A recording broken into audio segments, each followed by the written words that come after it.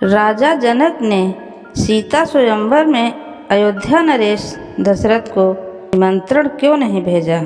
राजा जनक के शासनकाल में एक व्यक्ति का विवाह हुआ।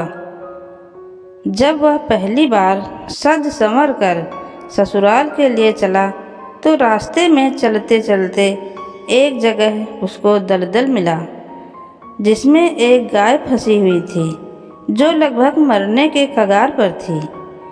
उसने विचार किया कि गाय तो कुछ देर में मरने वाली ही है तथा कीचड़ में जाने पर मेरे कपड़े तथा जूते खराब हो जाएंगे। अतः उसने गाय के ऊपर पैर रखकर आगे बढ़ गया। जैसे ही वह आगे बढ़ा, गाय ने तुरंत दम तोड़ दिया तथा शाप दिया कि जिसके लिए तू जा रहा है उसे देख नहीं पाएगा। यदि देखेगा तो वह मृत्यु को प्राप्त हो जाएगी। वह व्यक्ति अपार दुविधा में फंस गया और गौ शाप से मुक्त होने का विचार करने लगा।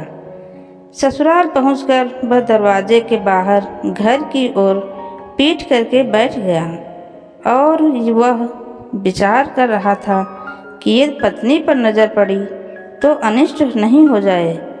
परिवार के अन्य सदस्यों ने घर के अंदर चलने का काफ़ी अनुरोध किया, किंतु वह नहीं गया और न ही रास्ते में घटित घटना के बारे में किसी को बताया। उसकी पत्नी को जब पता चला तो उसने कहा कि चलो मैं ही चलकर उन्हें घर के अंदर लाती हूँ। पत्नी ने जब उससे कहा कि आप मेरी ओर क्यों नहीं देखते हो, तो भी चुप रहा। काफ़ी अनुरोध करने के उपरांत उसने रास्ते का सारा वृत्तांत कह सुनाया। पत्नी ने कहा कि मैं भी पतिव्रता स्त्री हूँ, ऐसा कैसे हो सकता है? आप मेरी ओर अवश्य देखो। पत्नी की ओर देखते ही उसकी आंखों की रोशनी चली गई और वह गाय के शापवश पत्नी को नहीं देख सका। पत्नी पति को साथ लेकर राजा जनक के दरबार में गई और सारा कह सुनाया। राजा जनक ने राज्य के सभी विद्वानों को सभा में बुलाकर समस्या बताई और गौ शाप से निवृत्त का सटीक उपाय पूछा। सभी विद्वानों ने आपस में मंत्रणा करके एक उपाय सुझाया कि यदि कोई पतिव्रता स्त्री छलनी में गंगा जल लाकर उस जल से छींटे इस व्यक्ति की दोनों आँखों पर लगाए तो गौ शाप से मुक्ति मिल जाएगी और इसकी आँखों की रोशनी पुनः लौट सकती है। राजा ने पहले अपने महल के अंदर की रानियों सहित सभी स्त्रियों से पूछा तो राजा को सभी के पतिव्रता होने में संदेह की सूचना मिली। अब तो राजा जनक चिंतित हो गए। तब उन्होंने आसपास के सभी राजाओं को सूचना भेजी कि उनके राज्य में यदि कोई पतिव्रता स्त्री है तो उसे सम्मान सहित राजा जनक के दरबार में भेजा जाए। जब यह सूचना राजा दशरथ यानी अयोध्या नरेश को मिली तो उन्होंने पहले अपनी सभी रानियों से पूछा।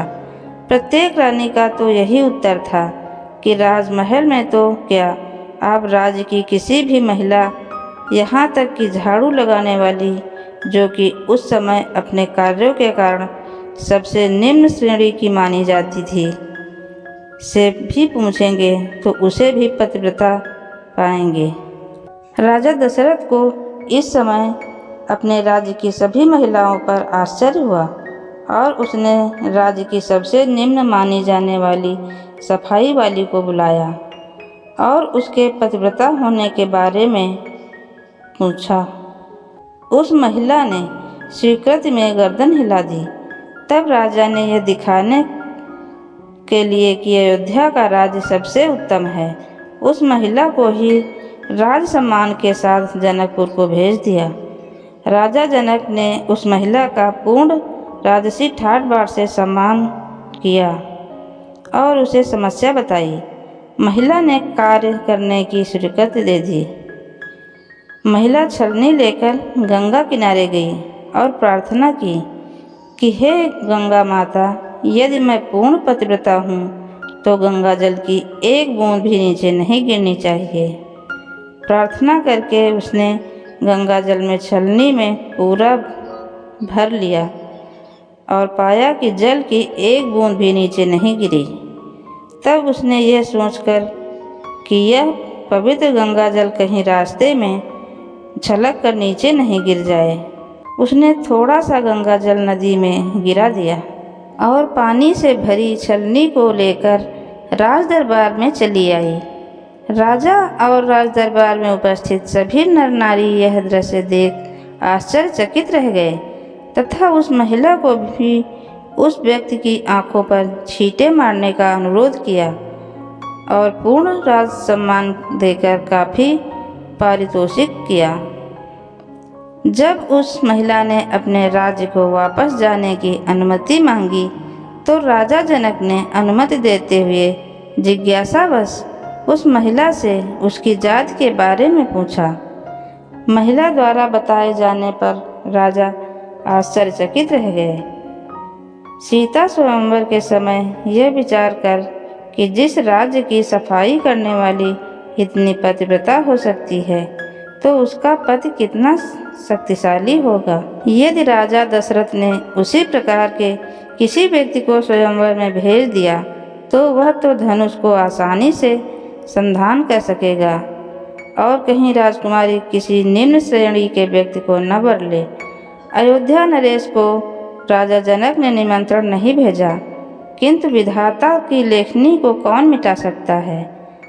अयोध्या के राजकुमार वन में विचरण करते हुए अपने गुरु के साथ जनकपुर पहुंच ही गए और धनुष तोड़कर राजकुमार राम ने सीता को वर लिया।